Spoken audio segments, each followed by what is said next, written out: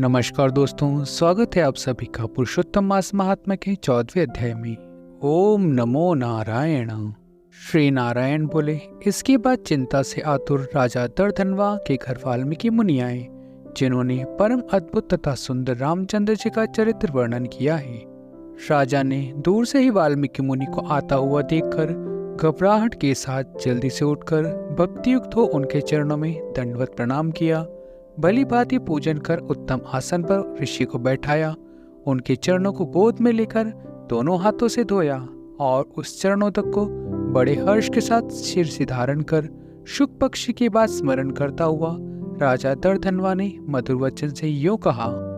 राजा बोला, हे भगवान, इस समय में कृतकृत्य हुआ, भाग्यवान हूँ, मेरा जन्म सफल हुआ। हे प्रभु, आज मेरा मनोरथ पूर्ण हुआ। आज आपके प्रत्यक्ष दर्शन से शास्त्राधिकारों के यथार्थ अर्थ का सफल ज्ञान प्राप्त हुआ है। जगत के पावन करने वालों के पावन करने वाली आज मैं अपने भाग्य का क्या वर्णन करूं? श्री नारायण बोले।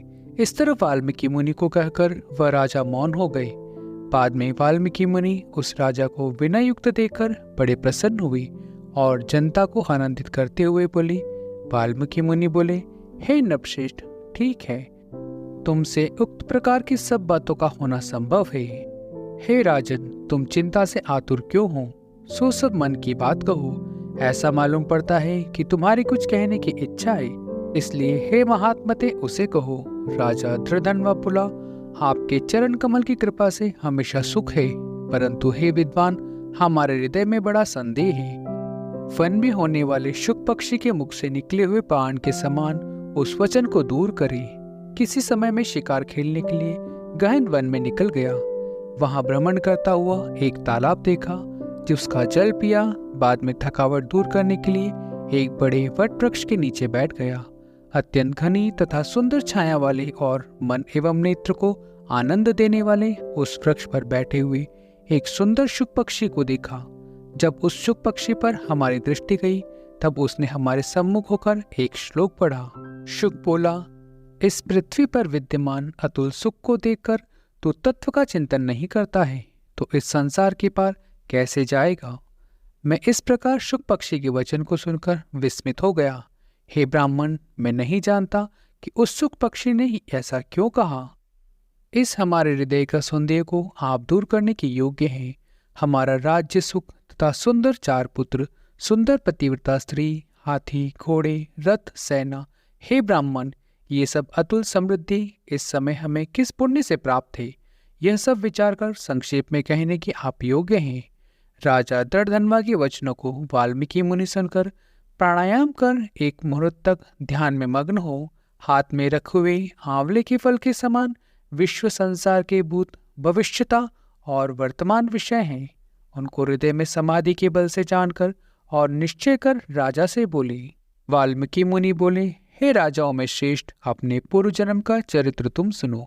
हे राजेंद्र, पूर्व जन्म में आप द्रविड़ देश में ताम्रपर्णी नदी के किनारे वास करने वाले सुदेव नामक ब्राह्मण थे। धार्मिक, सत्यवादी, जो मिल गया उतने में ही संतोष करने वाले, वेद अध्ययन में संपन्न, विष्णु भक्ति में परायण रहा करते थे। अपने अग्निहोत्र आदि यज्ञों के द्वारा भगवान हरि को प्रसन्न किया। इस प्रकार रहते हुए तुम्हारी गुणवती स्त्री थी। वह गौतम ऋषि की सुंदर कन्या गौतमी नाम से प्रसिद्ध, शंकर की सेवा में तत्पर, पार्वती के समान तुम्हारी प्रेम से सेवा करती थी। गृहस्थ आश्रम धर्म में धर्मपूर्वक वास करते हुए बहुत समय बीत गया, परंतु तुम्हें कोई संतान नहीं हुई। एक दिन अपनी स्त्री से सेवित आसन पर बैठा हुआ दुखित ब्राह्मण गदगद स्वर से बोला, ऐ सुंदरी, संसार में पुत्र से बढ़कर दूसरा सुख नहीं है, और तप दान से उत्पन्न पुण्य दूसरे लोक में सुख देने वाला होता है। शुद्ध वंश में होने वाली संतान इस लोक में तथा परलोक में कल्याण करने वाली होती है। उस श्रेष्ठ पुत्र के न मिलने से मेरा जीवन निष्फल है। न तो मैंने पुत्र को प्यार किया और न वेद पढ़ाने के लिए सोने से जगाया, न तो उसका विवाह किया, इसलिए मेरा जन्म व्यर्थ चला गया। अभी मेरी मृत्यु हो, मेरे को आयुष्य से प्रिय नहीं है। इस प्रकार अपनी प्रिय पति का वचन सुनकर स्त्री गौतमी खिन्न मन हुई। बाद में धैर्य धारण करती हुई, प्रिय वचन बोलने में चतुर, प्रिय पति के प्रेम में मग्न, वह स्त्री अपने पति को समझाने के लिए सुंदर वचन बोली। गौतमी बोली, हे प्राणेश्वर, अब इस तरह तुच्छ वचनों को न कहिए। आपके समान भगवत भक्त विद्वान लोग मोह को प्राप्त नहीं होते हैं। हे विभु, आप सत्य धर्म में तत्पर रहने वाले हो। आपने स्वर्ग को जीत लिया है।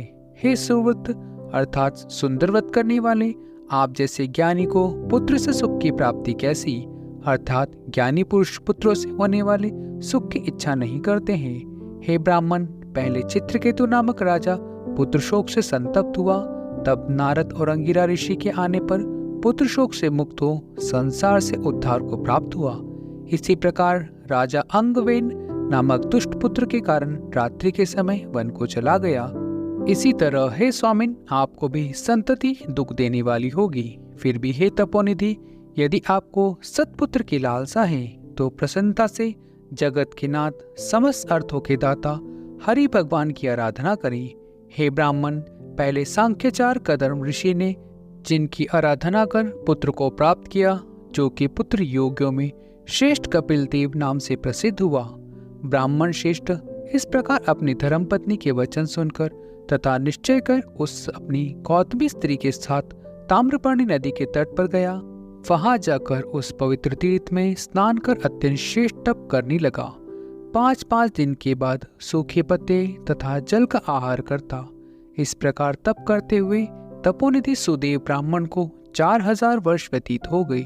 हे ब्राह्मण, उसकी इस तपस्या से तीनों लोग कांप उठे।